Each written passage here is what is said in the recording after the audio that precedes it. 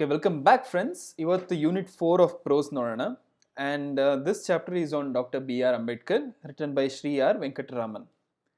Now, first thing before we start, let's know why it is important to know about this person.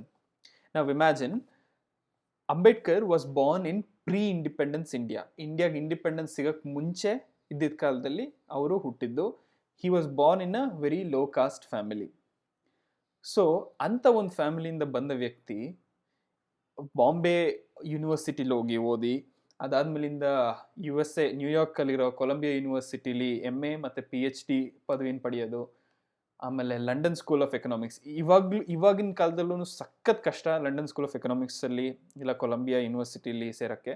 ಅಂಥ ಕಾಲದಲ್ಲಿ ಅಂಥ ಒಂದು low ಕಾಸ್ಟಲ್ಲಿ ಹುಟ್ಟಿ ಅಂಥ ಒಂದು ಪುವರ್ ಫ್ಯಾಮಿಲಿಲಿ ಹುಟ್ಟಿರೋ ಒಂದು ವ್ಯಕ್ತಿ ಆಗಿನ ಕಾಲದಲ್ಲೇ ಅಂಥ ಯೂನಿವರ್ಸಿಟೀಸಲ್ಲಿ ಹೋಗಿ ಅಷ್ಟು ಕೊಲಂಬಿಯಾ ಇಲ್ಲೇ 2 ಡಿಗ್ರಿ ಆಗಿದೆ ಮತ್ತು ಲಂಡನ್ ಸ್ಕೂಲ್ ಆಫ್ ಎಕನಾಮಿಕ್ಸಲ್ಲಿ ಮಾಸ್ಟರ್ಸ್ ಇನ್ ಸೈನ್ಸ್ ಮತ್ತು ಡಾಕ್ಟರೇಟ್ ಇನ್ ಸೈನ್ಸ್ ಪದವಿಗಳನ್ನ ಪಡೆದು ಲಂಡನಲ್ಲೇ ತಿರ್ಗಾ ಅವ್ರು ಲಾ ಕೂಡ ಓದ್ತಾರೆ. ಸೊ ಅದಷ್ಟೇ ಅಲ್ಲದೆ ಅವರ ಲೈಫ್ನ ಮೇನ್ ವರ್ಕ್ ನಮ್ಗೆ ಎಲ್ಲರಿಗೂ ಗೊತ್ತಿರುವಂಥ ಮೇನ್ ವರ್ಕ್ ಏನು, framing the constitution of India. So he was the chief of the team that wrote the Constitution of India. So not just as a constitution or liberation of scheduled castes or lower castes, as a person he was a very inspiring man, very well educated, very well mannered man. So ಇಂಥ ಒಂದು ವ್ಯಕ್ತಿ ಬಗ್ಗೆ ಇವತ್ತು ತಿಳ್ಕೊಳ್ಳೋಣ. And this is written by Sri R. Venkataraman. Now before we start, let's know about the author a bit. Ramaswamy Venkataraman was an Indian lawyer, Indian independent activist, and a politician who served as a union minister and as the 8th president of India. Venkataraman was born in Rajamadam village in Tanjore district, Madras Presidency. He studied law and practiced in the Madras High Court and the Supreme Court of India. In his young age, he was an activist of the Indian independence movement and participated in the Quit India movement. He was appointed as the member of the Constituent Assembly and the Provisional Cabinet. He was elected to the Lok Sabha 4 times and served as Union Finance Minister and Defense Minister. In 1984, he was elected as the 7th Vice President of India, and in 1987, he became the 8th President of India and served from 1987 to 1992. Okay, so this is about the author. Self-explanatory, ಇಲ್ಲಿ difficult words ಆ ಥರದ್ದೇನೂ ಇಲ್ಲ. ನೀವು ಇದನ್ನು just ಓದಿದ್ರೇ ನಿಮಗೆ ಅರ್ಥ ಆಗಬೇಕು ಏನು basically ಇದು ಅಂತ. ಸೊ ಶ್ರೀ ಆರ್ ವೆಂಕಟರಾಮನ್ ಅವರು he was a president. So he was the 8th president of India. ಅವರು ಹುಟ್ಟು ಬೆಳೆದಿದ್ದು ರಾಜಮಡಮ್ ವಿಲೇಜ್, ತಂಜೂರು ಡಿಸ್ಟ್ರಿಕ್ಟಲ್ಲಿ. ಸೊ ಅವರು ಕೂಡ ಅಂಬೇಡ್ಕರ್ ಅವ್ರ ರೀತಿಲೇ ಒಬ್ಬರು ಲಾಯರ್ ಆಗಿ ಮಡ್ರಾಸ್ ಹೈಕೋರ್ಟ್ ಮತ್ತು ಸುಪ್ರೀಂ ಕೋರ್ಟಲ್ಲಿ ಕೆಲಸ ಮಾಡ್ತಿದ್ರು. ಆದ ನಂತರ ಇಂಡಿಯನ್ ಇಂಡಿಪೆಂಡೆನ್ಸ್ ಮೂವ್ಮೆಂಟು ಮತ್ತು ಕ್ವಿಟ್ ಇಂಡಿಯಾ ಮೂವ್ಮೆಂಟಲ್ಲಿ ಅವರು ಭಾಗವಹಿಸಿ he was appointed as a member of the Constituent Assembly and the Provisional Cabinet. He was elected to the Lok Sabha 4 times ಮತ್ತು ಯೂನಿಯನ್ ಫೈನಾನ್ಸ್ ಮಿನಿಸ್ಟರ್ ಆಗಿ, ಡಿಫೆನ್ಸ್ ಮಿನಿಸ್ಟರ್ ಆಗಿ ಕೆಲಸ ಮಾಡಿದ್ದಾರೆ.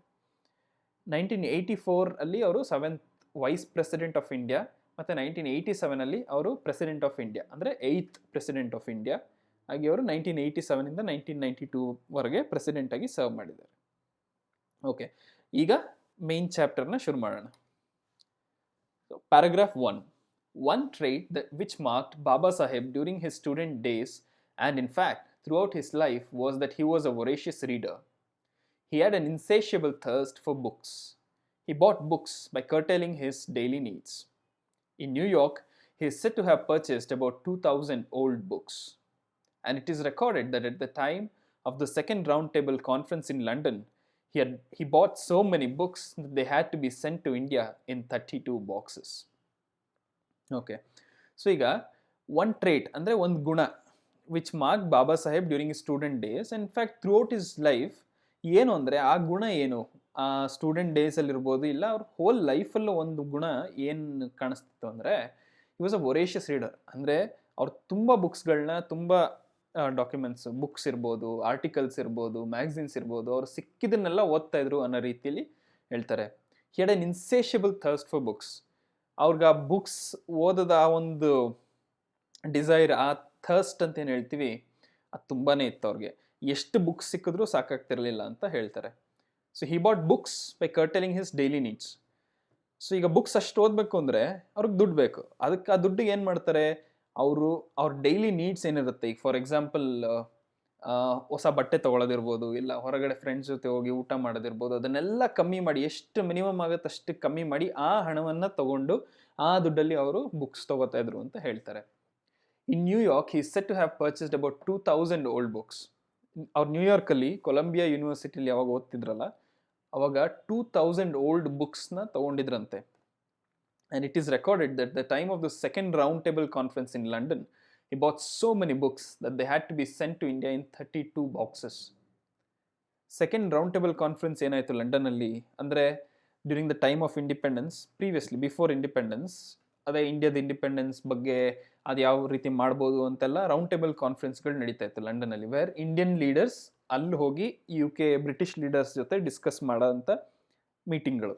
ಆ ಟೈಮಲ್ಲಿ ಸೆಕೆಂಡ್ ರೌಂಡ್ ಟೇಬಲ್ ಕಾನ್ಫರೆನ್ಸ್ ಲಂಡನಲ್ಲಿ ಆದಾಗ ಅವ್ರು ಎಷ್ಟು ಬುಕ್ಸ್ ತೊಗೊಂಡಿದ್ರು ಅಂದರೆ ಲಂಡನಲ್ಲಿ ಇಂಡಿಯಾಗೆ ಅದನ್ನು 32 ಬಾಕ್ಸಲ್ಲಿ ಹಾಕಿ ಕಳಿಸ್ಬೇಕಿತ್ತು, ಅಷ್ಟು ಬುಕ್ಸ್ ತೊಗೊಂಬಂದಿದ್ರು ಅಂತ ಹೇಳ್ತಾರೆ. ನಾವು paragraph 2, it is important to record here one major influence on Dr. Ambedkar. While in the USA, he was drawn to the 14th Amendment of the Constitution of the USA, which gave freedom to the Black Americans. He saw at once the parallel of the situation for the depressed classes in India.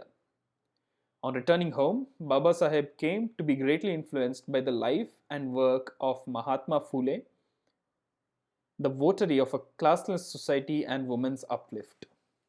Okay, so now second paragraph. It is important to record here one major influence on Dr. Ambedkar. ನಾವು ಈ ಪಾಯಿಂಟಲ್ಲಿ doctor Ambedkar ಮೇಲೆ ಒಂದು main influence ಅಂದರೆ ಈಗ ಅವ್ರಿಗೆ ಒಂದು inspiration ಬರುವಂಥದ್ದು ಅಂಥ ಸಂಭವ ಏನು ನಡೀತು ಅಂತ ಹೇಳಿದ್ರೆ, ಅವ್ರು US ಅಲ್ಲಿ when he was studying in Columbia university ನ್ಯೂಯಾರ್ಕಲ್ಲಿ ಓದಬೇಕಾದ್ರೆ he was drawn to the 14th Amendment of the constitution of the USA, which gave freedom to the black Americans. Black Americans ಅಂದರೆ ಏನು, ಆಫ್ರಿಕಾಯಿಂದ ಸ್ಲೇವ್ಸ್ ಆಗಿ ಅಮೆರಿಕಾದಲ್ಲಿ ಕರ್ಕೊಂಡು ಹೋಗಿದ್ದಂಥ ಆ ಕಪ್ಪು ಜನಾಂಗದ ವ್ಯಕ್ತಿಗಳೇನಿದ್ದಾರೆ, ಅವ್ರು ಬ್ಲ್ಯಾಕ್ ಅಮೆರಿಕನ್ಸ್ ಏನಿದ್ದಾರೆ, ಅವ್ರು they didn't have any freedom.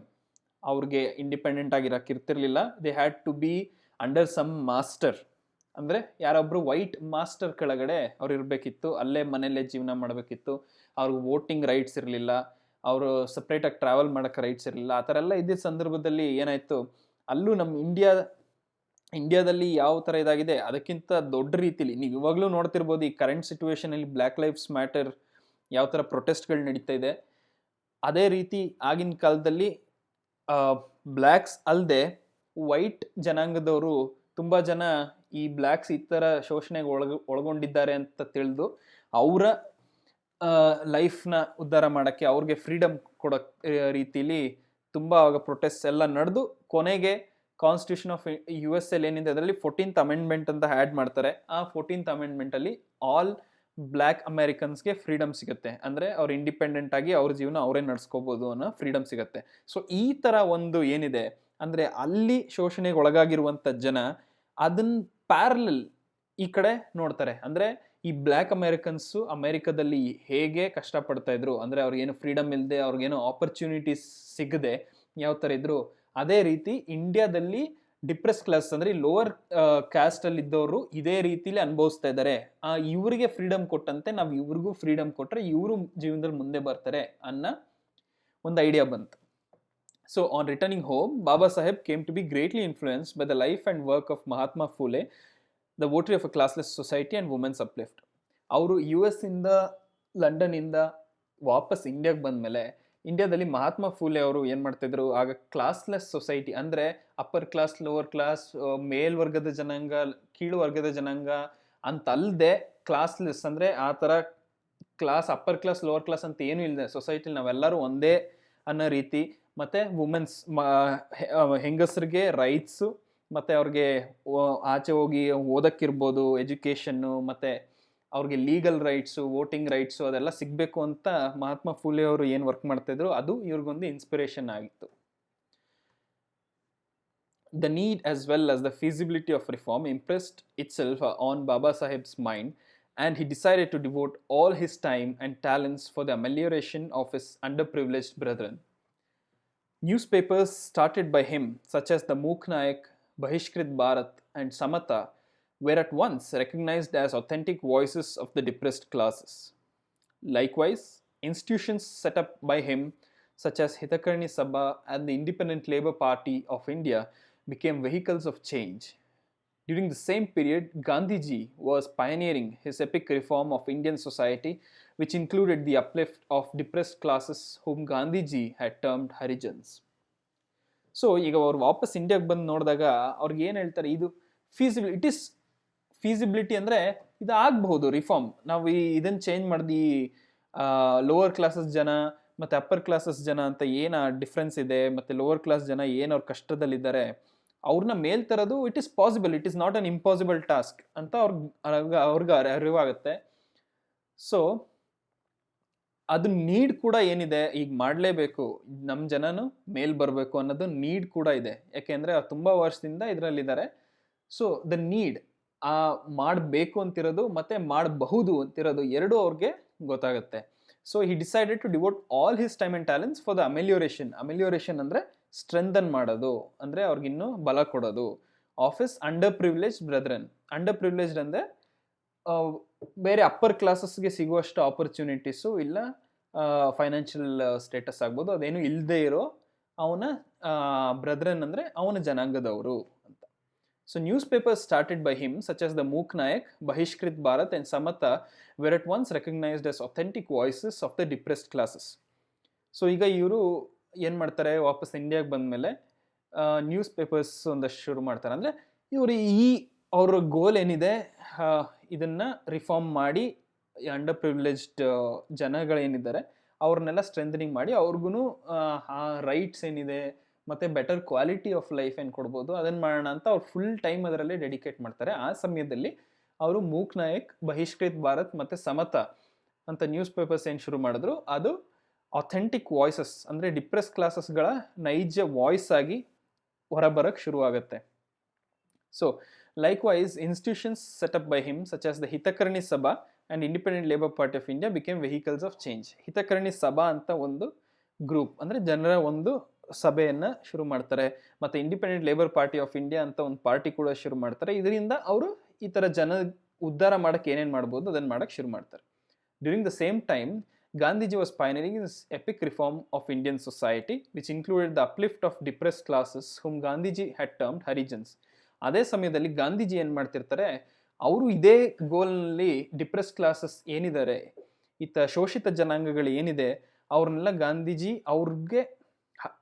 ಅವ್ರನ್ನ ಗಾಂಧೀಜಿ ಹರಿಜನರು ಅಂತ ಕರೆದಿದ್ದು ನೀವು ಸೋಷಿಯಲ್ ಸೈನ್ಸಸಲ್ಲಿ ಓದಿರ್ಬೋದು.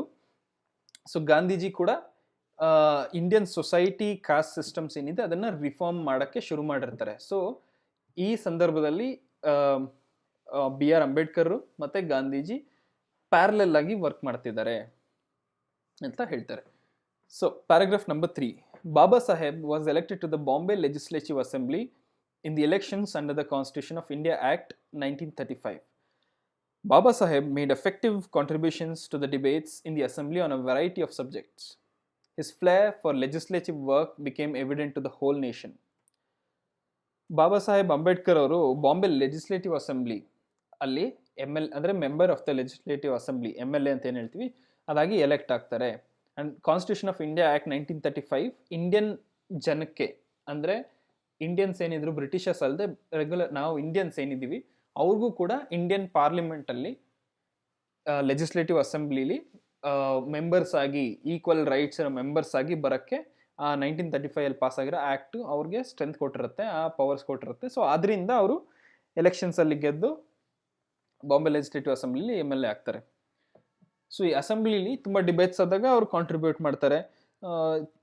ಒಂದೇ ಸಬ್ಜೆಕ್ಟ್ಸ್ ಅಲ್ಲ, ಹಲವಾರು ಥರದ subjects. Since he was a very well educated man, very well travelled, US ಅಲ್ಲಿ ಅವ್ರು ಓದಿದ್ದಾರೆ, UK ಓದಿದ್ದಾರೆ. ಸೊ ಅವ್ರಿಗೊಂಥರ ಲೋಕಜ್ಞಾನ ತುಂಬ ಇತ್ತು. ಸೊ ಅವ್ರು ಎಲ್ಲ ಏನೇನು ಸಬ್ಜೆಕ್ಟ್ಸ್ ಇತ್ತು ಎಲ್ಲದ್ರ ಮೇಲೂ ಅವ್ರಿಗೊಂಥರ ಹೋಲ್ಡ್ ಇತ್ತು, ಒಂಥರ ಜ್ಞಾನ ಇತ್ತು.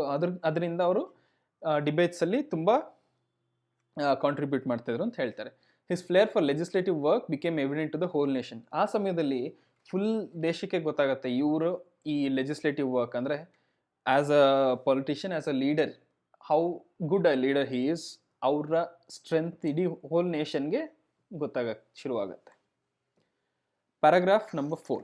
Soon the Constituent Assembly of India afforded Dr. Ambedkar the opportunity to give the most notable and permanent shape to his social philosophy and to his undying faith in the dignity of human beings. Baba Saheb was not in the Congress, but it must be said to the credit of the far-sighted and objective leadership of the Indian National Congress that it requested Dr. Ambedkar to serve on the drafting committee of the Constituent Assembly and made him its chairman. So paragraph number 4 ಏನು, soon constituent assembly of India ಅಂದರೆ first ಅವ್ರ ಇದಾಗಿದ್ದು Bombay legislative assembly. It is like ಒಂದು state R ಒಂದು ಪ್ರಾವಿನ್ಸ್ಗೆ ಏನಿತ್ತು ಇದು.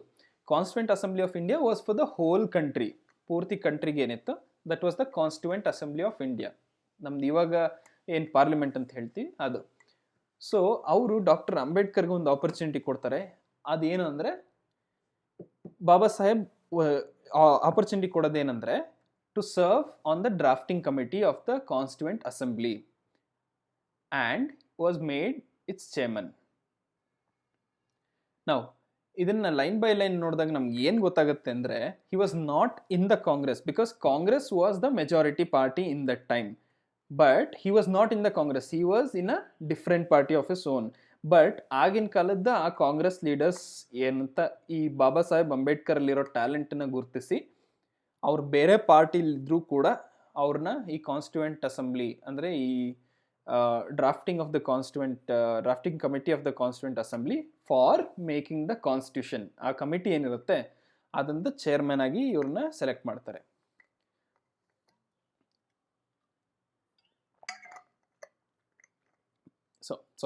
Paragraph number 5. As chairman of the drafting committee, Dr. Ambedkar anticipated every conceivable requirement of the new polity. Drawing from the examples and experience of other nations and the distinctive needs of our own society, he raised brick by brick the magnificent edifice which now stands as the fundamental rights in the Constitution of India. There were, of course, other luminaries on the committee like Alladi Krishnaswamy Iyer, K.M. Munshi, and then Gopalaswamy Iyengar, who also made vital contributions to the process of constitution making. But if there is one person who will be remembered as the pilot of the various provisions of the Indian Constitution, it will surely be Dr. Ambedkar. It devolved on Dr. Ambedkar to explain to the Assembly, with a combination of tact and frankness and utmost patience, the meaning and scope of the different provisions of the draft constitution. He had the rare gift of unraveling the most complicated legal concepts in a language which the layman understood. Dr. Ambedkar, aided by the indefatigable constitutional advisor B.N. Rao, performed this task matchlessly. So, paragraph number 5. As chairman of the drafting committee, Dr. Ambedkar anticipated every conceivable requirement of the new polity. ಈ drafting committee chairman ಆಗಿ doctor Ambedkar ಏನು ಮಾಡ್ತಾರೆ, ಮುಂದೆ next ಇವಾಗ ಸದ್ಯಕ್ಕಿರೋ ಅಷ್ಟಲ್ಲ, ಮುಂದೆ ಏನೇನು ರಿಕ್ವೈರ್ಮೆಂಟ್ಗಳು ಬರ್ಬೋದು, ಎವ್ರಿ ಕನ್ಸೀವಬಲ್ ಅಂದರೆ ಯಾವ್ಯಾವ ಪಾಸಿಬಲ್ ರಿಕ್ವೈರ್ಮೆಂಟ್, ಮುಂದೆ ಏನು ಲಾಗಳಿಗೆ ಯಾವ ಥರ ಅಡಿಷನ್ ಮಾಡಬೇಕು ಇಲ್ಲ ಏನು ಚೇಂಜಸ್ ಮಾಡಬೇಕು ಅದನ್ನ ಬಗ್ಗೆ ಎಲ್ಲ ಚಿಂತೆ ಮಾಡಿ ಅವರು ಇದನ್ನು ಡ್ರಾಫ್ಟಿಂಗ್ನ ಶುರು ಮಾಡ್ತಾರೆ. Drawing from the examples and experience of other nations and the distinctive needs of our own society, he raised brick by brick the magnificent edifice which now stands as the fundamental rights in the Constitution of India. So, ಈ examples ಮತ್ತು experience ಬೇರೆ countries, especially Ireland ಕೂಡ republic of Ireland ಏನಿದೆ ಅದು ಕೂಡ British ರೂಲಲ್ಲೇ ಇತ್ತು till around 1923 I think. I am not very sure about that time.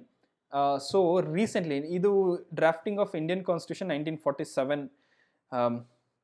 to 1950 ಆಗಿದಲ್ಲ, ಆ ಟೈಮಲ್ಲಿ closest country to get independence from the British, closest big country to get independence from the British was Ireland. So Irish constitution ಯಾವ ಥರ ಇತ್ತು ಅದರ ಮೇಲೂ ಅದರಿಂದನೂ ತುಂಬ inspire ಆಗಿ ಅದರಿಂದನೂ ತುಂಬ ಎಕ್ಸಾಂಪಲ್ಸ್ ತೊಗೊಂಡು ನಮ್ಮ ಕಾನ್ಸ್ಟಿಟ್ಯೂಷನ್ನ ಬಿಲ್ಡ್ ಮಾಡಿದ್ರು.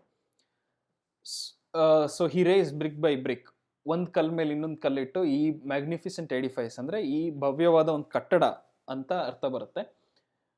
magnificent edifice which now stands as the fundamental rights in the Constitution of India. Fundamental rights, constitution of ಇಂಡಿಯಲ್ಲಿ ಏನು ಫಂಡಮೆಂಟಲ್ ರೈಟ್ಸ್ ಇದೆ ಅಂತ ಒಂದು ಭವ್ಯವಾದ ದೊಡ್ಡ ಕಟ್ಟಡವನ್ನು ಒಂದು ಕಲ್ ಮೇಲೆ ಒಂದು ಕಲ್ಲ ಇಟ್ಟು ಅದನ್ನು ಕಟ್ಟಿದ್ರು ಅನ್ನೋ ರೀತಿಲಿ ಹೇಳ್ತಾರೆ. There were of course other luminaries on the committee like Alladi Krishnaswamy Iyer, K.M. Munshi and N. Gopalaswamy Iyengar, who also made vital contributions to the process of constitution making. So ಈ ಕಮಿಟಿಲಿ ಇವರೊಬ್ಬರೇ ಅಲ್ಲ, ಅದರಲ್ಲಿ ಬೇರೆ ಇನ್ನೂ ಗಣ್ಯರು ಇದ್ರು. ಅಲ್ಲಾಡಿ Krishnaswamy Iyer, KM. Munshi, N. Gopalaswamy Iyengar ಅಂತ ಗಣ್ಯರುಗಳು ಇದ್ರು. ಅವರು ಕೂಡ ಇದಕ್ಕೆ ತುಂಬ ದೊಡ್ಡ ಕಾಂಟ್ರಿಬ್ಯೂಷನ್ಗಳನ್ನ ಮಾಡಿದ್ದಾರೆ ಕಾನ್ಸ್ಟಿಟ್ಯೂಷನ್ನ ಬರೆಯೋದ್ರಲ್ಲಿ. But if there is one person who will be remembered as the pilot of the various provisions of the Indian Constitution, it will surely be Dr. Ambedkar. ಆದರೆ ಇದಿಷ್ಟರಲ್ಲಿ ಒಬ್ಬರು ಯಾರು ಈ ಕಾನ್ಸ್ಟಿಟ್ಯೂಷನ್ನಲ್ಲಿ ವೇರಿಯಸ್ ಏನೇನು ಪ್ರೊವಿಷನ್ಸ್ ಅಂದರೆ ವೇರಿಯಸ್ ಭಾಗಗಳಿದೆ ಅದನ್ನು ಇದು ಮಾಡೋದ್ರಲ್ಲಿ ಯಾರೋ ಒಂದು ವ್ಯಕ್ತಿ ನೆನಪಿಸ್ಕೊಂಡ್ರೆ ಅದು ಯಾವಾಗಲೂ ಡಾಕ್ಟರ್ ಅಂಬೇಡ್ಕರೇ ಆಗಿರ್ತಾರೆ. It devolved on Dr. Ambedkar to explain to the assembly with a combination of tact and frankness and utmost patience the meaning and scope of the different provisions of the draft constitution.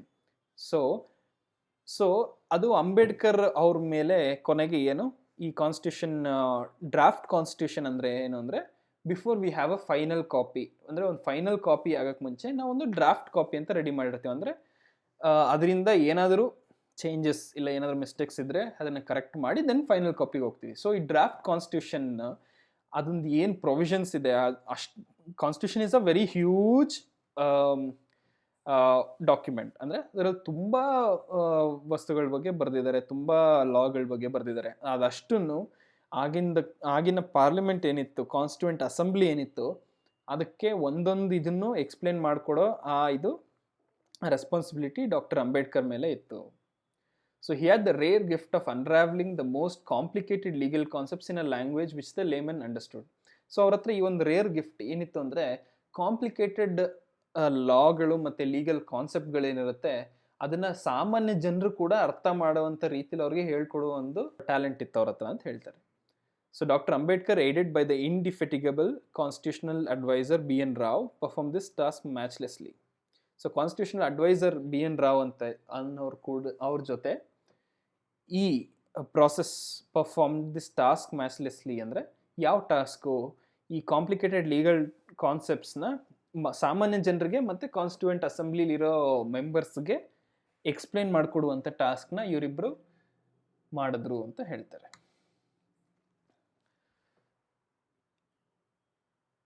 Paragraph number 6. Dr. Ambedkar had a clear perception of the mutuality of the three pillars of state, the legislature, the executive, and the judiciary. He realized that the jurisdiction of each should be clear and untrammeled. At the same time, he had a sense of the importance of the role of citizens. The following observation he made is significant. The Constitution is a fundamental document.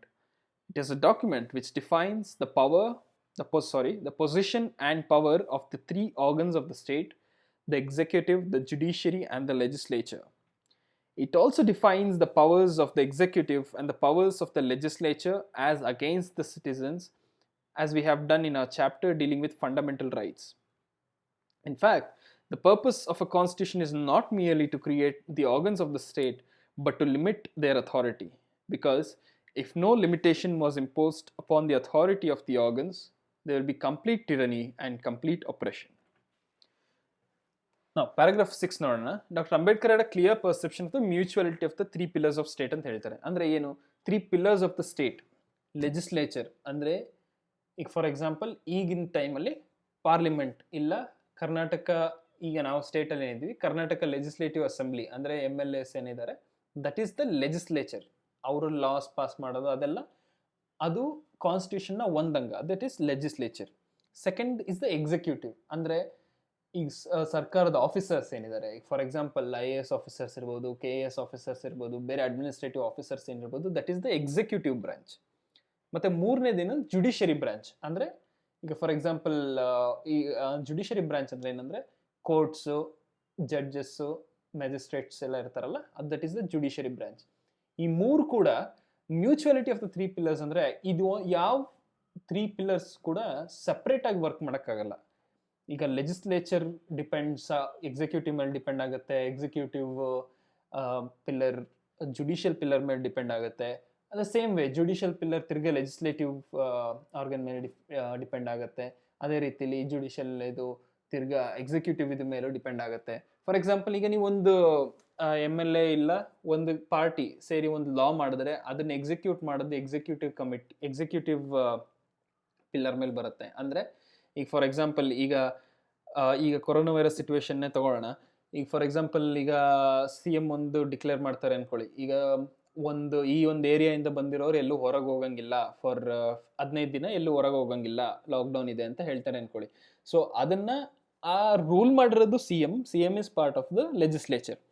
So ಅದನ್ನ ನಡೆಸ್ಕೊಡ್ಬೇಕಾಗಿರೋದು ಯಾರೋ executive. ಅಂದ್ರೆ for example ಆ area ಆ district DC ಏನಿರ್ತಾರೆ, ಇಲ್ಲ ತಾಲೂಕ್ ತಹಶೀಲ್ದಾರ್ ಏನಿರ್ತಾರೆ, taluk officer ಏನಿರ್ತಾರೆ, ಇಲ್ಲ ವಿಲೇಜ್ ಪಂಚಾಯತ್ ಸೆಕ್ರೆಟರಿ, ಇಲ್ಲ ಅದೊಂದು ಪಂಚಾಯತ್ ಪ್ರೆಸಿಡೆಂಟ್ ಯಾರು ಇರ್ತಾರೆ, ಅದು ಬರೋದು ಎಕ್ಸಿಕ್ಯೂಟಿವ್ ಅಲ್ಲಿ ಬರುತ್ತೆ. ಸೊ ಅವ್ರು ಅದನ್ನ ನಡೆಸ್ಕೊಡ್ಬೇಕಾಗುತ್ತೆ. ಆರ್ ಇನ್ ಅದರ್ ವೇ ಈಗ ಒಂದು ಕೋರ್ಟ್ ಆರ್ಡರ್ ಇರುತ್ತೆ. ಫಾರ್ ಎಕ್ಸಾಂಪಲ್ ಈಗ ಯಾರೋ ಒಬ್ಬ ವ್ಯಕ್ತಿ ಈ ಊರು ಬಿಟ್ಟು ಹೋಗಂಗಿಲ್ಲ ಅಂತ ಕೋರ್ಟ್ ಆರ್ಡರ್ ಇದ್ರೆ ಅದನ್ನ ನಡೆಸ್ಕೊಡೋದು ಆ ಏರಿಯಾಲೇ ಎಕ್ಸಿಕ್ಯೂಟಿವ್ ಆಫೀಸರ್ ಕೆಲಸ ಇರುತ್ತೆ. DC ಇರ್ಬೋದು, ಇಲ್ಲ ಅಲ್ಲಿ ಪೊಲೀಸ್ ಆಫೀಸರ್ ಇರ್ಬೋದು, ಅವ್ರು ಬರುತ್ತೆ.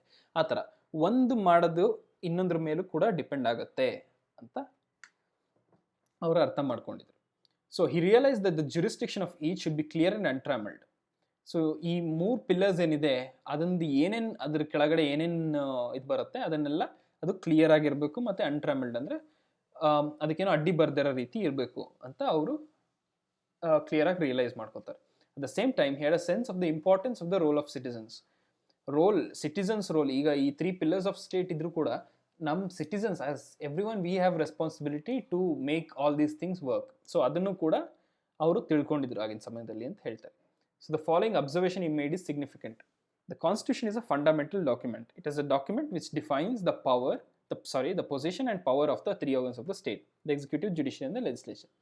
ಸೊ ಕಾನ್ಸ್ಟಿಟ್ಯೂಷನ್ ಇದೊಂದು ಫಂಡಮೆಂಟಲ್ ಡಾಕ್ಯುಮೆಂಟ್. ಅದೇನಂದ್ರೆ ಈ ಎಕ್ಸಿಕ್ಯೂಟಿವ್ ಬ್ರಾಂಚ್ಗೆ ಏನೇನು ಪೊಸಿಷನ್ ಇದೆ, ಅವ್ರದ್ದು ಏನೇನು ಪವರ್ ಇದೆ, ಜುಡಿಷಿಯರಿ ಬ್ರಾಂಚ್ಗೆ ಏನೇನು ಪೊಸಿಷನ್ ಇದೆ, ಏನೇನು ಪವರ್ ಇದೆ, ಲೆಜಿಸ್ಲೇಚರ್ ಬ್ರಾಂಚ್ಗೆ ಏನೇನು ಪವರ್ ಇದೆ, ಏನು ಪೊಸಿಷನ್ ಇದೆ, ಏನೇನು ಪವರ್ ಇದೆ ಅಂತ ಅದನ್ನು ಡಿಫೈನ್ ಮಾಡುವಂಥ ಒಂದು fundamental document. It also defines the powers of the executive and the powers of the legislature as against the citizens, as we have done in our chapters dealing with fundamental rights. So, these 3 organs of the state or 3 pillars of the state ಅಂತ ಏನು ಹೇಳ್ತಾರೆ, ಅದಕ್ಕೆ ordinary citizens ಮೇಲೆ ಏನೇನು power ಇದೆ. For example ಈಗ ಒಂದು executive ಇದನ್ನು ತೊಗೊಂಡ್ರೆ ಒಂದು ಏರಿಯಾ DC ಅವ್ರ ಡಿಸ್ಟ್ರಿಕ್ಟಲ್ಲಿ ಎಮರ್ಜೆನ್ಸಿ ಇಲ್ಲ ಕರ್ಫ್ಯೂ ಡಿಕ್ಲೇರ್ ಮಾಡ್ಬೋದು. ಆ ಥರ ಏನೇನು ಅವ್ರ ಪವರ್ಸ್ ಇದೆ ಅದನ್ನು ಡಿಫೈನ್ ಮಾಡಿದ್ದಾರೆ ಅದರಲ್ಲಿ ಅಂತ ಹೇಳ್ತಾರೆ. In fact the purpose of a constitution is not merely to create the organs of the state but to limit their authority, because if no limitation was imposed upon the authority of the organs they will be complete tyranny and complete operation. ಅವ್ರು ಏನು ಹೇಳ್ತಾರೆ ಅಂದರೆ the purpose of the constitution is not just to create ಈ executive, judiciary ಮತ್ತು legislative ಅಂತ 3 branches create ಮಾಡಿ ಅದಕ್ಕೆ power ಕೊಡೋದಲ್ಲ, ಇದನ್ನ ಎಷ್ಟು ನಿಮಗೆ ಪವರ್ ಇದೆ ಅಂತ ಲಿಮಿಟ್ ಮಾಡೋದು ಕೂಡ ಇಂಪಾರ್ಟೆಂಟ್ ಆಗುತ್ತೆ. ಯಾಕೆ ಅಂದರೆ ಅದರ್ವೈಸ್ ಒಂದು ಕಂಟ್ರೋಲ್ ಇಲ್ಲದೆ ಇರೋ ರೀತಿಲಿ ಈಗ ಫಾರ್ ಎಕ್ಸಾಂಪಲ್ ಲೆಜಿಸ್ಲೇಚರ್ಗೆ ಅಂದರೆ ಪಾಲಿಟಿಷಿಯನ್ಸ್ ಏನಿದ್ದಾರೆ MLAಗಳು ಅವ್ರಿಗೇನೆ ಅನ್ಕಂಟ್ರೋಲ್ಡ್ ಪವರ್ ಕೊಟ್ಬಿಟ್ರೆ ದಿಲ್ ಬಿ ಕಂಪ್ಲೀಟ್ ಟಿರನಿ, ಅಂದರೆ ಒಂಥರ ಅಪ್ರೆಸಿವ್ ರೂಲ್, ಜನಕ್ಕೆ ಏನೋ ಫ್ರೀಡಮ್ ಇಲ್ಲದೆ ಅಪ್ರೆಸಿವ್ ರೂಲ್ ಮಾಡೋದು ಸಾಧ್ಯ ಇರುತ್ತೆ. ಫಾರ್ ಎಕ್ಸಾಂಪಲ್ ಈಗ ಡಿಕ್ಟೇಟರ್ಗಳೇನಿರ್ತಾರೆ ಅವ್ರು ಯಾವ ಥರ ರೂಲ್ ಮಾಡ್ತಾರೆ ಆ ಥರ ಮಾಡಬಹುದು. ಅಂದರೆ ಅವ್ರ ಪವರ್ಸ್ನ ಇಷ್ಟೇ ಮಾಡೋಕ್ಕಾಗೋದು, ನಿಮ್ಗೆ ಇಷ್ಟೇ ಪವರ್ಸ್ ಇರೋದು ಅಂತ ಡಿಫೈನ್ ಮಾಡ್ತಾ ಇದ್ದಾರೆ. So that is also very important ಅಂತ ಹೇಳ್ತಾರೆ.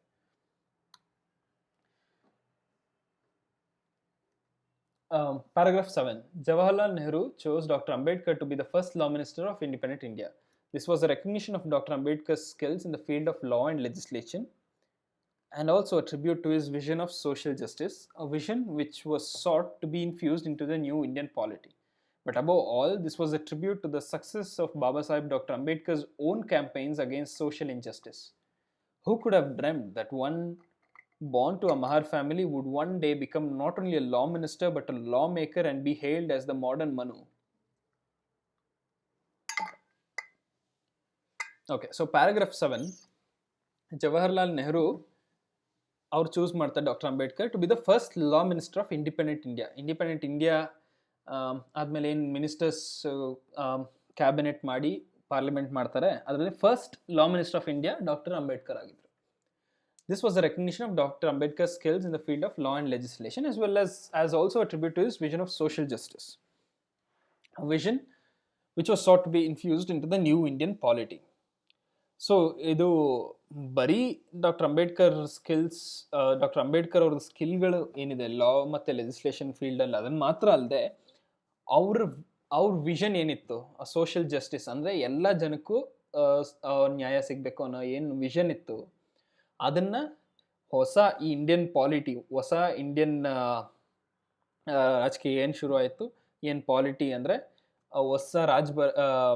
ಹೊಸ ರೂಲ್ ಏನು ಶುರು ಆಯ್ತು ಇಂಡಿಯಲ್ಲಿ ಬೈ ಇಂಡಿಯನ್ಸ್, ಅದರಲ್ಲಿ ಈ ಸೋಷಿಯಲ್ ಜಸ್ಟಿಸನ್ನು ಇನ್ಫ್ಯೂಸ್ ಮಾಡಬೇಕು, ಅದು ಸೋಷಿಯಲ್ ಜಸ್ಟಿಸ್ ಇದರಲ್ಲಿ ಒಳಗೊಳ್ಬೇಕು ಅಂತ ಏನು ಥಿಂಕ್ ಮಾಡಿದರು, ಅದೊಂದು ಇಂಪಾರ್ಟೆನ್ಸ್ನ ತಿಳಿದುಕೊಂಡು ಜವಾಹರ್ಲಾಲ್ ನೆಹರು ಅವರು ಡಾಕ್ಟರ್ ಅಂಬೇಡ್ಕರ್ನ ಫಸ್ಟ್ ಲಾ ಮಿನಿಸ್ಟರ್ ಆಗಿ ಚೂಸ್ ಮಾಡಿದ್ರು ಅಂತ ಹೇಳ್ತಾರೆ. Above all, this was a tribute to the success of Baba Saheb doctor Ambedkar's own campaigns against social injustice.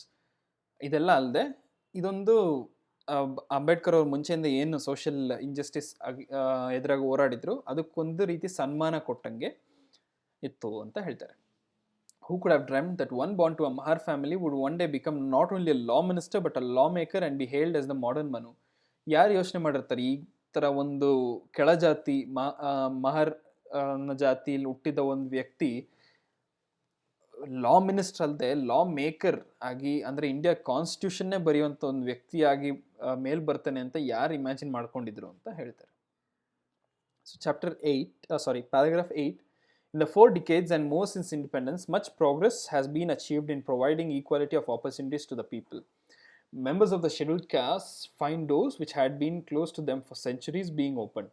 No legal bars exist today for self-expression or self-advancement. They are enrolling themselves in institutes of higher learning and entering public services.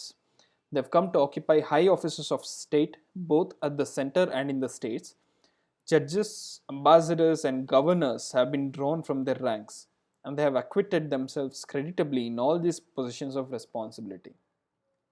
So, paragraph 8. In the 4 decades and more since independence, much progress has been achieved in providing equality of opportunities to the people. So ಈ chapter ಬರೆದಾಗ around 4 decades ಆಗಿತ್ತು, but ಇವಾಗ around 7 decades ಆಗಿದೆ ಇಂಡಿಯಾಗೆ independence ಸಿಕ್ಕಿ. So ಅವಾಗಿಂದ much progress has been achieved, ಅಂದರೆ ತುಂಬ ಪ್ರೋಗ್ರೆಸ್ ಅಚೀವ್ ಮಾಡಿದ್ದೀವಿ in providing equality of opportunities, ಎಲ್ಲರಿಗೂ ಈಕ್ವಲ್ ಆಪರ್ಚುನಿಟೀಸ್ ಸಿಗುವಂಥದ್ದು ತುಂಬ ಪ್ರೋಗ್ರೆಸ್ ಆಗಿದೆ ಅಂತ ಹೇಳ್ತಾರೆ. So members of the scheduled caste find doors which had been close to them for centuries being open. ಎಷ್ಟೋ ಸೆಂಚುರಿಗಳಿಂದ, ಶತಮಾನಗಳಿಂದ ಕ್ಲೋಸ್ ಆಗಿದ್ದ ಡೋರ್ಸ್ ಏನಿದೆ, ಅಂದರೆ ಅವ್ರಿಗೆ ಆಪರ್ಚುನಿಟೀಸ್ಗಳು ಏನು ಸಿಗ್ತಿರಲಿಲ್ಲ, ಅದೆಲ್ಲ ಈಗ ಅವ್ರಿಗೆ ಓಪನ್ ಆಗೋಕ್ಕೆ ಶುರುವಾಗಿದೆ. No legal bars exist today for self expression or self advancement. ಅಂದರೆ ಈಗ ಅವ್ರ ಸೆಲ್ಫ್ ಎಕ್ಸ್ಪ್ರೆಷನ್ ಅಂದರೆ ಅವ್ರೇನು ಒಪಿನಿಯನ್, ಏನೇ ಟಾಪಿಕ್ ಮೇಲಾದರೂ ಅವರೊಂದು ಒಪಿನಿಯನ್ ಕೊಡೋದಿರ್ಬೋದು, ಇಲ್ಲ ಅವ್ರ ಜೀವನದಲ್ಲಿ ಮುಂದೆ ಬರೋದಕ್ಕೆ ಏನು ಟ್ರೈ ಮಾಡೋದು, ಅದಕ್ಕೇನು ಅಡಚಣೆಗಳು ಲೀಗಲಿ ಇಲ್ಲ. ಅಂದರೆ ಮುಂಚೆ ಇದ್ದಿದ್ದ ರೀತಿ ಈಗ ಒಂದು ಈ ಕಾಸ್ಟಲ್ಲಿರೋನು ಈ ಕೆಲಸ ಮಾಡೋಂಗಿಲ್ಲ, ಇಲ್ಲ ಈ ರೀತಿ ಇದ್ರ ಬಗ್ಗೆ ಮಾತಾಡೋಂಗಿಲ್ಲ ಅಂತ ಏನೇನಿತ್ತು ಅದನ್ನೆಲ್ಲ ಅಬಾಲಿಷ್ ಮಾಡಿ ಆ ಥರ ಏನು ಈಗ ಲೀಗಲ್ ಆಗಿ ಯಾವುದು ಇದಿಲ್ಲ, ಅಡಚಣೆಗಳಿಲ್ಲ ಅಂತ ಹೇಳ್ತಾರೆ. So they are enrolling themselves in institutes of higher learning and entering public services.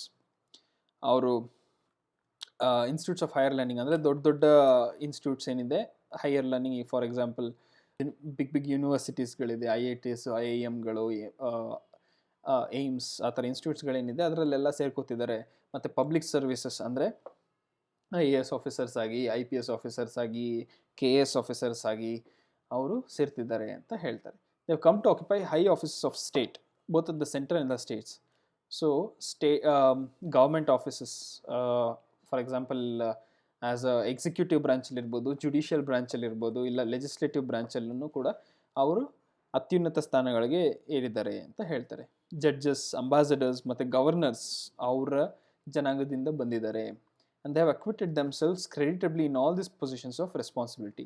ಅವ್ರು ಈ ರೆಸ್ಪಾನ್ಸಿಬಿಲಿಟಿ ಇರೋ ಪೊಸಿಷನ್ಸ್ ಕೊಟ್ಟಿರೋದ್ರಲ್ಲೂ ಅವರು ಒಳ್ಳೆ ರೀತಿಯಲ್ಲಿ ಕೆಲಸ ಮಾಡಿ ಅವರೇ ಹೆಸರನ್ನು ಗಳಿಸಿದ್ದಾರೆ ಅಂತ ಹೇಳ್ತಾರೆ. Paragraph 9. And yet, much remains to be done on the social plane. The annual reports of the Commissioner for Scheduled Castes and Scheduled Tribes list several violations of law and several instances where Notwithstanding the statute book, members of the scheduled castes have been discriminated against. Baba Saheb Ambedkar's work will be truly complete only when social discrimination is completely eliminated from our society. And yet ಇನ್ನೂ ಕೂಡ ನಮ್ಮ ಜನಾಂಗದಲ್ಲಿ ತುಂಬ ಕೆಲಸಗಳು ಮಾಡುವಂಥದ್ದಿದೆ equality ಇದರಲ್ಲಿ. So the annual reports of the commissioner for scheduled caste and scheduled tribes ಏನು ಬರುತ್ತೆ ಎವ್ರಿ ಇಯರ್, ಅಂದರೆ ಇವ್ರ ರೈಟ್ಸು ಮತ್ತು ಏನಾದರೂ ಇವ್ರ ಮೇಲೆ ಶೋಷಣೆ ಆಗ್ತಿದೆಯಾ ಅಂತೆಲ್ಲ ಏನು ರಿಪೋರ್ಟ್ಸ್ ಬರುತ್ತೆ, ಅದರಲ್ಲಿ there have been several violations of law and several instances where, notwithstanding the statute book, members of the scheduled caste have been discriminated against.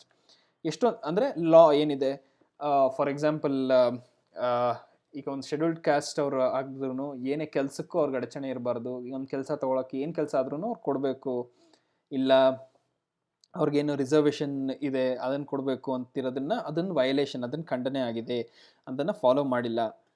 ಆ ಥರ ಎಷ್ಟೊಂದು ಇನ್ಸ್ಟೆನ್ಸಸ್ ನಡೆದಿದೆ. ಮತ್ತು ಡಿಸ್ಕ್ರಿಮಿನೇಷನ್ ಮಾಡೋಂಗಿಲ್ಲ ಅಂತ ಏನು ಹೇಳಿದ್ರು, ಅದನ್ನ ಅಗೇನ್ಸ್ಟ್ ಆಗು ಡಿಸ್ಕ್ರಿಮಿನೇಷನ್ಸ್ ತುಂಬ ನಡೆದಿದೆ ಅಂತ ಆ ಆ್ಯನ್ಯುವಲ್ ಕಮಿಷನರ್ ರಿಪೋರ್ಟಲ್ಲಿ ಬಂದಿದೆ ಅಂತ ಹೇಳ್ತಾರೆ. ಅಂದರೆ ಇದು this was around 20-30 years back. ಇವಾಗ ಇನ್ನೂ ಸ್ವಲ್ಪ ಬೆಟರ್ ಇರ್ಬೋದು ಅಂತ ನಾವೆಲ್ಲರೂ ಹೋಪ್ ಮಾಡೋಣ ಅಷ್ಟೇ. So Baba Saheb Ambedkar's work will be truly complete only when social discrimination is completely eliminated from our society. ನಮ್ಮ ಸೊಸೈಟಿಯಿಂದ ಕಂಪ್ಲೀಟಾಗಿ ಡಿಸ್ಕ್ರಿಮಿನೇಷನ್ ಯಾವಾಗ ಹೊರಗೆ ಬರುತ್ತೋ, ಯಾವಾಗ ಆಚೆ ಹೋಗುತ್ತೋ, ಆವಾಗಲೇ ಬಾಬಾ ಅಂಬೇಡ್ಕರ್ ಅವರ ವರ್ಕು ಪೂರ್ಣವಾಗಿ ಕಂಪ್ಲೀಟ್ ಆಗೋದು ಅಂತ ಹೇಳ್ತಾರೆ. Paragraph number 10. Baba Saheb Ambedkar always stressed the importance of constitutional methods to achieve social objectives. In an interesting observation, he once described the methods of civil disobedience, non-cooperation and satyagraha as the grammar of anarchy. The observation assumes importance in the context of public agitation in free India. It is one thing to utilize these methods in a struggle against an alien power. The right to rebellion is recognized against a government without people's consent, be it alien or national dictatorship, but not in a democracy based on free and fair elections. Misdirected and volatile, such agitations invariably result in the loss of lives and public property. So Baba Saheb Ambedkar always stressed the importance of constitutional methods to achieve social objectives. ಅಂದರೆ social objectives ನಾವೇನಿದೆ ಈ reforms ಏನು ಮಾಡೋಕ್ಕೆ ಇದು ಮಾಡ್ತೀವಿ ಅದು constitutional ರೀತಿಲಿ, ಅಂದರೆ ಲಾ ಏನು ಹೇಳುತ್ತೆ ಅದನ್ನ ರೀತಿಲಿ ಮಾಡೋದನ್ನು ನೋಡಬೇಕು ಅಂತ ಹೇಳ್ತಿದ್ರು. In an interesting observation, he once described the methods of civil disobedience, non-cooperation and satyagraha as the grammar of anarchy. ಒಂದು ಇಂಟ್ರೆಸ್ಟಿಂಗ್ ಅಬ್ಸರ್ವೇಷನ್ ಏನಂದರೆ, ನಾವು ಇಂಡಿಯನ್ಸ್ ಆಗಿನ ಕಾಲದಲ್ಲಿ ಅಂದರೆ ಬ್ರಿಟಿಷರ್ಸ್ ಅಗೇನ್ಸ್ಟ್ ಹೋರಾಡುವಾಗ ಸಿವಿಲ್ ಡಿಸೊಬೀಡಿಯನ್ಸು, ನಾನ್ ಕೋಆಪರೇಷನ್ ಮತ್ತು ಸತ್ಯಾಗ್ರಹ ಅಂತ ಮಾಡಿ ಗಾಂಧೀಜಿ ಇರ್ಬೋದು ಇಲ್ಲ ಅದರ್ ಫ್ರೀಡಮ್ ಫೈಟರ್ಸ್ ಮಾಡ್ತಾಯಿದ್ರು. ಅದೇನೆಂದರೆ ಸಿವಿಲ್ ಡಿಸೊಬೀಡಿಯನ್ಸ್ ಅಂದರೆ ಈಗ ಬ್ರಿಟಿಷರ್ಸ್ ಹೊಸ ಲಾ ಏನು ಪಾಸ್ ಮಾಡ್ತಾರೆ ಅದನ್ನು ಫಾಲೋ ಮಾಡದೇ ಇರೋದು, ಇಲ್ಲ ಬ್ರಿಟಿಷ್ ಗೌರ್ಮೆಂಟಲ್ಲಿ ಇಂಡಿಯನ್ ಆಫೀಸರ್ಸ್ ಏನಿದ್ರು ಅವರು ತುಂಬ ಜನ ಅವಾಗ ರಿಸೈನ್ ಮಾಡಿದ್ರು, ತುಂಬ ಜನ ಅವ್ರು ಮಾಡಿದ ರೂಲ್ಸ್ನ ಫಾಲೋ ಮಾಡದೇ ಇರೋದು, ಆ ಥರ ಎಲ್ಲ ಮಾಡಿದರು.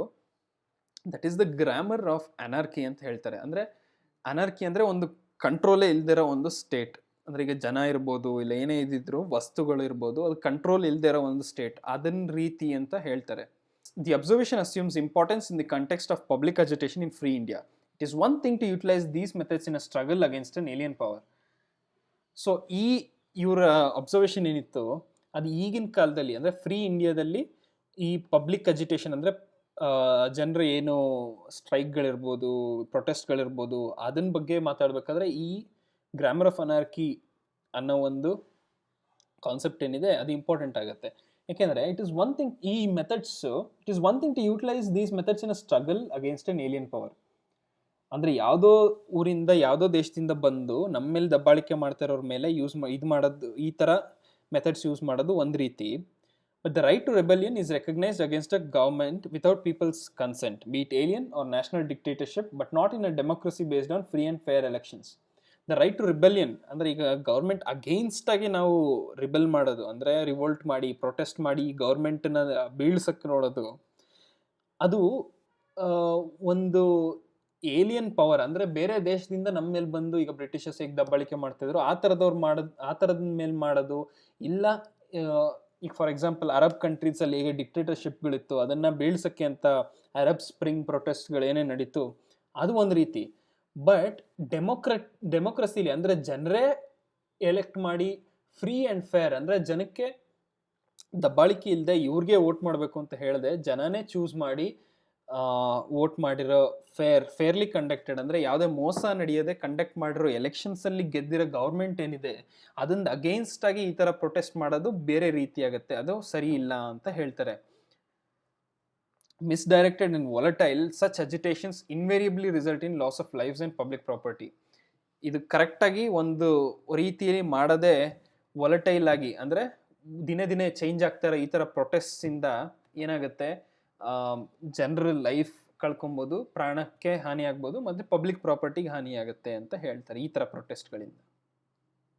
So this whole paragraph summary ಏನು ಅಂತ ಹೇಳಿದ್ರೆ ಈ ಥರ ಪ್ರೊಟೆಸ್ಟ್ ಏನಿದೆ ಅದನ್ನು ಬೇರೆ ಕಂಟ್ರಿಯಿಂದ ಬಂದು ನಮ್ಮ ಮೇಲೆ ದಬ್ಬಾಳಿಕೆ ಮಾಡುವಂಥ ಗೌರ್ಮೆಂಟ್ಸ್ ಇರ್ಬೋದು, ಇಲ್ಲ ನ್ಯಾಷನಲ್ ಡಿಕ್ಟೇಟರ್ಶಿಪ್ಸ್ ಅಂದರೆ ಜನರ ಕನ್ಸೆಂಟ್ ಇಲ್ಲದೆ ರೂಲ್ ಮಾಡೋದು, ಅಂದರೆ ನಾವೇ ಎಲೆಕ್ಟ್ ಮಾಡಿಲ್ದೇ ಇರೋಂಥ ರೂಲರ್ಸ್ ನಮ್ಮ ಮೇಲೆ ದಬ್ಬಾಳಿಕೆ ಮಾಡಿದಾಗ ಅವ್ರ ಎದುರಾಗಿ ಪ್ರೊಟೆಸ್ಟ್ ಮಾಡೋದು ಒಂದು ರೀತಿ, ಅದು ಒಳ್ಳೆಯದು. ಬಟ್ ಆದರೆ ನಾವೇ ಎಲೆಕ್ಟ್ ಮಾಡಿ ನಾವೇ ಸೆಲೆಕ್ಟ್ ಮಾಡಿ ಕಳಿಸಿರೋ ಒಂದು ಗೌರ್ಮೆಂಟ್ ಎದುರಾಗಿ ಈ ಥರ ಪ್ರೊಟೆಸ್ಟ್ ಮಾಡೋದು ಸರಿಯಲ್ಲ ಅಂತ ಹೇಳ್ತಾರೆ. Paragraph 11. About 2500 years ago, the Buddha had questioned the caste divisions in India. He said, the only valid divisions are the divisions between those who are noble and wholesome and those who are ignoble and unwholesome. The Tamil poetess Avai had said similarly that there are only two castes in the world, namely the charitable who give and are superior and the misers who do not and are therefore inferior. Throughout the course of Indian history, great sages and saints exposed the hollowness of these divisions and sought to bring all of the communities of India together in a creative partnership. But caste, by the virtue of its power structure, showed itself to be firmly entrenched. So paragraph 11, about 2500 years ago, the Buddha had questioned the caste divisions in India. He said, the only valid divisions are the divisions between those who are noble and wholesome and those who are ignoble and unwholesome. About 2500 years ಮುಂಚೆ ಗೌತಮ್ ಬುದ್ಧ ಏನಿದ್ರು ಅವ್ರು ಈ cost divisions ಇಂಡಿಯಾಲಿರೋದು ಸರಿ ಇಲ್ಲ ಅಂತ ಹೇಳಿದ್ರು. ಅವ್ರು ಏನು ಹೇಳಿದ್ರು ಅಂದರೆ ದ ಓನ್ಲಿ ವ್ಯಾಲಿಡ್ ಡಿವಿಷನ್ಸ್ ಇದೊಂದೇ ರೀತಿಯಲ್ಲಿ ನೀವು ಡಿವಿಷನ್ ಮಾಡಬೇಕು. ಅದು ಹೇಗೆ ಅಂದರೆ those who are noble and wholesome, ಯಾರು ಒಳ್ಳೆ ಗುಣಗಳಿರ್ತಾರೆ ಮತ್ತು ಬೇರೆಯವ್ರಿಗೆ ಹೆಲ್ಪ್ ಮಾಡಿ ಬೇರೆಯವ್ರನ್ನ ಮೇಲೆ ತರುವಂಥ ಗುಣ ಇರೋರು ಮೇಲ್ಜಾತಿಯಾಗಿ, ಮತ್ತು ಇಗ್ನೋಬಲ್ ಅಂದರೆ ಕೆಟ್ಟ ಗುಣಗಳಿರೋರು ಮತ್ತು ಬೇರೆಯವ್ರನ್ನ ತುಳಿಯುವಂಥವ್ರು ಅನ್ಹೋಲ್ಸಮ್, ಬೇರೆಯವ್ರಿಗೆ ಹೆಲ್ಪ್ ಮಾಡದಿರುವಂಥವ್ರು ಅಂಥವ್ರು ಕೀಳ್ಜಾತಿ ಅಂತ ಹೇಳ್ತಾರೆ. The Tamil poetess Avai had said similarly that there are only two castes in the world, namely the charitable who give and are superior and the misers who do not and are therefore inferior. ಹಿಂಗೆ ತಮಿಳ್ ಭಾಷೆ ಪೊಯೆಟಸ್ ಕವಿಯತ್ರಿ ಅವ್ವೈ ಅನ್ನೋರು ಏನು ಹೇಳಿದ್ದಾರೆ ಅಂದರೆ there are only two caste in the world. ಏನಂದರೆ the charitable who give and are superior, ಯಾರು ದಾನ ಧರ್ಮ ಮಾಡಿ ಬೇರೆಯವ್ರಿಗೆ ಒಳಿತನ್ನು ಬಯಸ್ತಾರೆ ಅವರು ಸುಪೀರಿಯರ್ ಅಂದರೆ ಮೇಲುಜಾತಿ, ಮತ್ತು ಯಾರು ಜಿಪುಣರು ಇರ್ತಾರೆ ಬೇರೆಯವ್ರಿಗೆ ದಾನ ಧರ್ಮ ಮಾಡದೇ ಇರ್ಬೋದು, ಬೇರೆಯವ್ರಿಗೆ ಹೆಲ್ಪ್ ಮಾಡದೇ ಇರ್ಬೋದು ಅಂಥವರು ಕೀಳು ಜಾತಿ ಅಂತ ಹೇಳ್ತಾರೆ. Throughout the course of Indian history, great sages and saints exposed the hollowness of these divisions and sought to bring all of the communities of India together in a creative partnership. ನಮ್ಮ ಇಡೀ ದೇಶದ ಹಿಸ್ಟ್ರಿಲಿ ಎಷ್ಟೊಂದು ಜನ ಸಾಧು ಸಂತರುಗಳು ಈ ಹಾಲೋನೆಸ್ of these divisions ಅಂದರೆ ಆ ಡಿವಿಷನ್ಸ್ಗೆ ಒಂದು ಅರ್ಥ ಇಲ್ಲ, ಅದಕ್ಕೇನೊಂದು ಬೇಸಿಸ್ ಇಲ್ಲ, ಇದನ್ನು ಅವ್ರು ತಿಳ್ಕೊಂಡು ಆಲ್ ದ ಕಮ್ಯುನಿಟೀಸ್ ಎಲ್ಲ ಜನಗಳನ್ನ ಒಟ್ಟುಗೂಡ್ಸೋಕ್ಕೆ ತುಂಬ ಟ್ರೈ ಮಾಡಿದ್ದಾರೆ. But caste by virtue of its power structure showed itself to be firmly entrenched. ಆದರೆ ಈ ಜಾತಿ ಅನ್ನೋದು ಆ ಪವರ್ ಆ ಥರ ಡಿವೈಡ್ ಆಗಿದೆ ಅಂದರೆ ಮೇಲ್ ಜಾತಿಯವ್ರ ಹತ್ರ ಎಷ್ಟು ಪವರ್ ಇದೆ ಅಂದರೆ ಕೀಳ್ ಜಾತಿಯವ್ರನ್ನ ಅವರು ಸಪ್ರೆಸ್ ಮಾಡಿಕೊಂಡೇ ಇರುವಂಥ ಪವರ್ ಇತ್ತು. ಸೊ ಅದಕ್ಕೆ ಅದನ್ನು ಏನು ಚೇಂಜ್ ಮಾಡೋಕ್ಕಾಗಿಲ್ಲ ಅಂತ ಹೇಳ್ತಾರೆ. Paragraph number 12. Under the policy of divide and rule, the British rulers exaggerated caste distinctions and divided the people of India further to strengthen their hegemony over us. It was given to two great Indians of our time, Mahatma Gandhi and Dr. Baba Saheb Ambedkar, to repudiate caste and to proclaim the oneness of the Hindu community. Gandhiji did so by reminding the higher castes of their duty towards the depressed classes. Baba Saheb Ambedkar did the same by reminding them of their inherent rights to equality with the higher and the more powerful castes. One stressed the duties the others stressed the rights, and together they brought about a veritable revolution in social thought. So paragraph number 12, under the policy of divide and rule, British ಅವ್ರು ಏನು ಮಾಡಿದ್ರು, divide and rule ಪಾಲಿಸಿಲಿ ನಮ್ಮ ಇಂಡಿಯಾಲಿ ಇದ್ದಿದ್ದು cost distinctions ಏನಿತ್ತು, ಮೇಲ್ಜಾತಿ ಕೀಳ್ಜಾತಿ ಅಂತ, ಅದನ್ನು exaggerate ಮಾಡಿದ್ರು. ಅಂದರೆ ಅದು ಇನ್ನೂ ಜಾಸ್ತಿ ಪವರ್ಫುಲ್ ಆಗಿರೋ ಥರ ಮಾಡಿದ್ರು. ಏನಕ್ಕೆ ಅಂದರೆ ನಮ್ಮನ್ನು ಡಿವೈಡ್ ಮಾಡಿ ನಮ್ಮ ಜಾತಿಗಳಾಗಿ, ಈಗ ಹಿಂದೂ ಮುಸ್ಲಿಂ ಆಗಿರ್ಬೋದು, ಮೇಲ್ಜಾತಿ ಕೀಳ್ಜಾತಿ ಅಂತ ಆಗಿರ್ಬೋದು, ಆ ಥರ ಡಿವೈಡ್ ಮಾಡಿ ನಮ್ಮ ಜನದ ಮಧ್ಯೆನೇ ಒಂದು ಸಂಘರ್ಷ ಉಂಟು ಮಾಡಿ ಅವ್ರ ರೂಲ್ನ ನಮ್ಮ ಮೇಲೆ ಸ್ಟ್ರೆಂಥನ್ ಮಾಡ್ಕೊಳ್ಳೋಕೆ ಅದನ್ನು ಯೂಸ್ ಮಾಡ್ತಾಯಿದ್ರು. ಆ ಟೈಮಲ್ಲಿ it was given to two great Indians of a time, Mahatma Gandhi and doctor Baba Saheb Ambedkar, to repudiate caste and to proclaim the oneness of the Hindu community. So ಈ ಸಮಯದಲ್ಲಿ it was given to two great Indians of a time, Mahatma Gandhi ಮತ್ತು Baba Saheb Ambedkar, to reject caste. ಈ caste ಅನ್ನೋ ಸಿಸ್ಟಮ್ನ reject ಮಾಡಿ ನಾವು ಹಿಂದೂ ಕಮ್ಯುನಿಟಿಯವರೆಲ್ಲರೂ ಒಂದೇ ಅಂತ ಹೇಳೋದಕ್ಕೆ ಇವರಿಬ್ಬರಿಂದನೇ ಆಗಿದ್ದು. Gandhiji did so by reminding the higher castes of their duty towards the depressed classes. Gandhiji ಏನು ಮಾಡಿದ್ರು ಅಂದರೆ, ಹೈಯರ್ ಕಾಸ್ಟ್ಗಳು, ಮೇಲ್ಜಾತಿ ಜನಕ್ಕೆ ಡಿಪ್ರೆಸ್ಡ್ ಕ್ಲಾಸ್, ಕೀಳ್ಜಾತಿ ಜನದ ಮೇಲಿರೋ ಡ್ಯೂಟಿ, ಅಂದರೆ ನೀವು ಅವ್ರಿಗೂ ಮೇಲ್ ಬರೋಕ್ಕೆ ಅವಕಾಶ ಕೊಡಬೇಕು, ನೀವು ಅವ್ರಿಗೂ ಹೆಲ್ಪ್ ಮಾಡಬೇಕು, ಇದು ಫೈನಾನ್ಷಿಯಲಿ ಆಗಿರ್ಬೋದು, ಇಲ್ಲ ಎಜುಕೇಷನ್ ಕೊಡೋದಾಗಿರ್ಬೋದು, ಇಲ್ಲ ಅವ್ರಿಗೆ ಈಕ್ವಲ್ ರೈಟ್ಸ್ ಕೊಡೋದಾಗಿರ್ಬೋದು, ಇಲ್ಲ ಟೆಂಪಲ್ಸಲ್ಲಿ ಎಂಟ್ರಿ ಕೊಡೋದಾಗಿರ್ಬೋದು, ಅದೆಲ್ಲ ನಿಮ್ಮ ಡ್ಯೂಟಿ ಅಂತ ಗಾಂಧೀಜಿ ಹೇಳಿದ್ರು. Baba Sahib Ambedkar did the same by reminding them of their inherent rights to equality with the higher and the more powerful castes. ಬಾಬಾ ಸಾಹೇಬ್ ಅಂಬೇಡ್ಕರ್ ಏನು ಮಾಡಿದ್ರು ಅವಾಗ ಅಂದರೆ, ಈ ಶೆಡ್ಯೂಲ್ಡ್ ಕಾಸ್ಟ್ ಮತ್ತು ಶೆಡ್ಯೂಲ್ಡ್ ಟ್ರೈಬ್ಸಲ್ಲಿರೋ ಜನಕ್ಕೆ ಅವರ ರೈಟ್ಸ್, ಅಂದರೆ ನಿಮಗೆ ಈಕ್ವಾಲಿಟಿಗೆ ರೈಟ್ ಇದೆ, ನಿಮಗೆ ಎಜುಕೇಷನ್ ತಗೊಳ್ಳೋ ರೈಟ್ ಇದೆ, ನಿಮಗೆ ವೋಟ್ ಮಾಡೋಕ್ಕೆ ರೈಟ್ ಇದೆ, ನಿಮಗೆ ಫ್ರೀಡಮ್, ಸೊಸೈಟಿಲಿ ಫ್ರೀಡಮ್ ಸಿಗೋದಕ್ಕೆ ನಿಮಗೆ ರೈಟ್ಸ್ ಇದೆ ಅಂತ ಅವ್ರಿಗೆ ರಿಮೈಂಡ್ ಮಾಡಿ, ಅವ್ರ ಜನರಲ್ಲಿ ಅವ್ರ ಥಾಟ್ ಪ್ರಾಸೆಸ್ ಏನಿರುತ್ತೆ ಅದನ್ನು ಚೇಂಜ್ ಮಾಡೋಕ್ಕೆ ಟ್ರೈ ಮಾಡಿದ್ರು. One stress the duties, Gandhiji stress the duties of the higher cost, the other Baba Sahib Ambedkar stressed the rights of the lower caste people, and together they brought about a veritable revolution in social thought. ಇವರಿಬ್ರು ಈ ಥರ ಜೊತೆಗೆ ಇದು ಮಾಡಿ, ವೆರಿಟಬಲ್ ಅಂದರೆ ಒಂದು proper, ಅಂದರೆ truth ಇರೋ ರೆವಲ್ಯೂಷನ್, ಪ್ರಾಪರ್ ಒಂದು ರೆವಲ್ಯೂಷನ್ ಇನ್ ಸೋಷಿಯಲ್ ಥಾಟ್, ನಾವು ಥಿಂಕ್ ಮಾಡೋ ರೀತಿ, ಜನ ಥಿಂಕ್ ಮಾಡೋ ರೀತಿ ಒಂದು ರೆವಲ್ಯೂಷನ್ ತೊಗೊಂಬಂದರು ಅಂತ ಹೇಳ್ತಾರೆ. Okay, paragraph 13. When Baba Saheb passed away in December 1956, Jawaharlal Nehru made a moving reference in the Lok Sabha. Describing Baba Saheb as a symbol of revolt, he said, "I have no doubt that whether we agreed with him or not in many matters, that perseverance, that persistence, and that, if I may use the word, sometimes virulence of his opposition to all this did keep people's mind awake and did not allow them to become complacent about matters which could not be forgotten, and helped in rousing up those groups in our country which had suffered for so long in the past. It is, therefore, sad that such a prominent champion of the oppressed and depressed in India, and one who took such an important part in our activities, has passed away." When Baba Saheb passed away in December 1956, Jawaharlal Nehru made a moving reference in the Lok Sabha.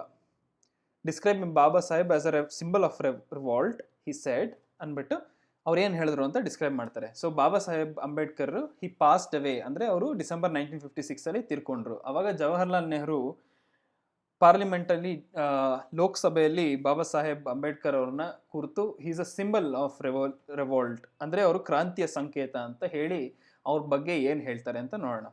I have no doubt that whether we agreed with him or not in many matters, that perseverance, that persistence, and that, if I may use the word, sometimes virulence of his opposition to all this did keep the people's mind awake and did not allow them to become complacent about matters which could not be forgotten. So, ಏನು ಹೇಳ್ತಾರೆ ಅಂದರೆ, I have no doubt, now whether we agreed with him or not in many matters. ಎಷ್ಟೊಂದು ಮ್ಯಾಟರ್ಸಲ್ಲಿ we didn't agree with him, our thought, because he was not part of the Indian National Congress, so our political differences ಇರುತ್ತೆ. So ಎಷ್ಟೊಂದು ಮ್ಯಾಟರ್ಸಲ್ಲಿ whether we agreed with him or not, ಅವರ ಆ perseverance ಅಂದರೆ ಅಷ್ಟು ದಿನದಿಂದ ಅವರು ಬಿಡದೆ ಅದಕ್ಕೆ ಹೋರಾಡಿದ್ದಾರೆ. ಪರ್ಸಿವರೆನ್ಸ್ ಅಂದರೆ ಅವರು ಬಿಡದೆ ಒಂದು ಕೆಲಸನ ಕಂಟಿನ್ಯೂ ಮಾಡಿದ್ದಾರೆ. And if I may use the word, sometimes virulence of his opposition, virulence ಅಂದರೆ that strength, that continued persistent strength of his opposition, and that fear and that fearsome opposition ಅಂತ.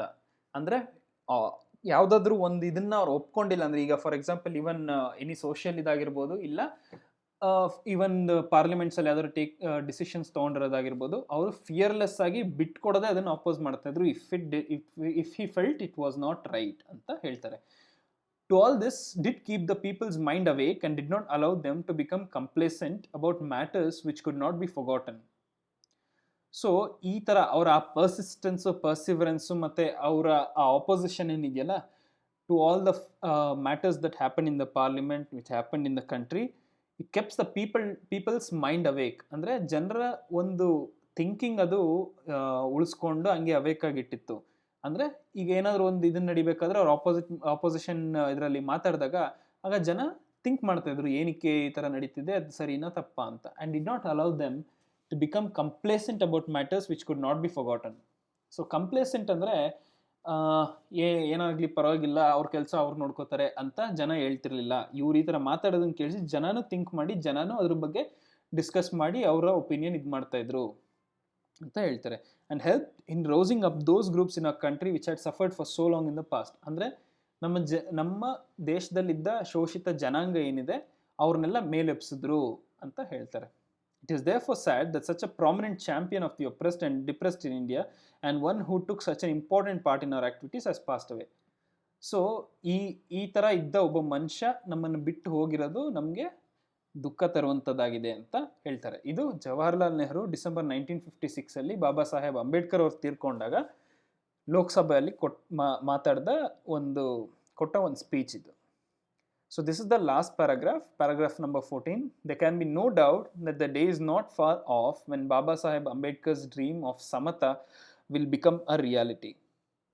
So last paragraph ಅಲ್ಲಿ ಏನು ಹೇಳ್ತಾರೆ ಅಂದರೆ, ನಮ್ಗೆ ಯಾವುದೇ doubt ಇರಬಾರ್ದು ಏನಂದರೆ, ಆ ದಿನ ಬಾಬಾ ಸಾಹೇಬ್ ಅಂಬೇಡ್ಕರ್ ಅವರು ಇಮ್ಯಾಜಿನ್ ಮಾಡ್ಕೊಂಡಂಥ ದಿನ ಅಂದರೆ ಸಮತ, ಎಲ್ಲರೂ ಸಮಜೀವಿಗಳಾಗಿ ಸಮಾನ ಭಾರತೀಯರಾಗಿ ಜೀವನ ಮಾಡುವಂಥ ದಿನ ತುಂಬ ದೂರ ಇಲ್ಲ ಅಂತ ಹೇಳ್ತಾರೆ. Okay, so that was the chapter. This was a very very long chapter, I understand, but this is a very important chapter. So one small assignment, just make a list of all the things that you feel that the lower castes today don't have access to or are not allowed to, or maybe there is no representation from their community in these activities anta yadaru ansidre. For example, it could be sports or it could be public service, enadru make a list of all the things where equal social rights is lacking. ಅಂದರೆ ಈ ಹಿಂದುಳಿದ ಜನಾಂಗಕ್ಕೆ ಈಗಲೂ ಕೂಡ ಎಲ್ಲೋ ಅವರು suffer ಮಾಡ್ತಾ ಇದ್ದಾರೆ ಅಂತ ನಿಮ್ಗೆ ಏನೇನು ಅನಿಸುತ್ತೆ ಅದನ್ನೆಲ್ಲ ಲಿಸ್ಟ್ ಮಾಡಿ ಕಾಮೆಂಟ್ಸಲ್ಲಿ ಹಾಕಿ. Let me read your comments and see what you've gotten from this lecture. If you have any questions, put it down in the comments below and I'll make sure I answer it. Thank you. Bye-bye.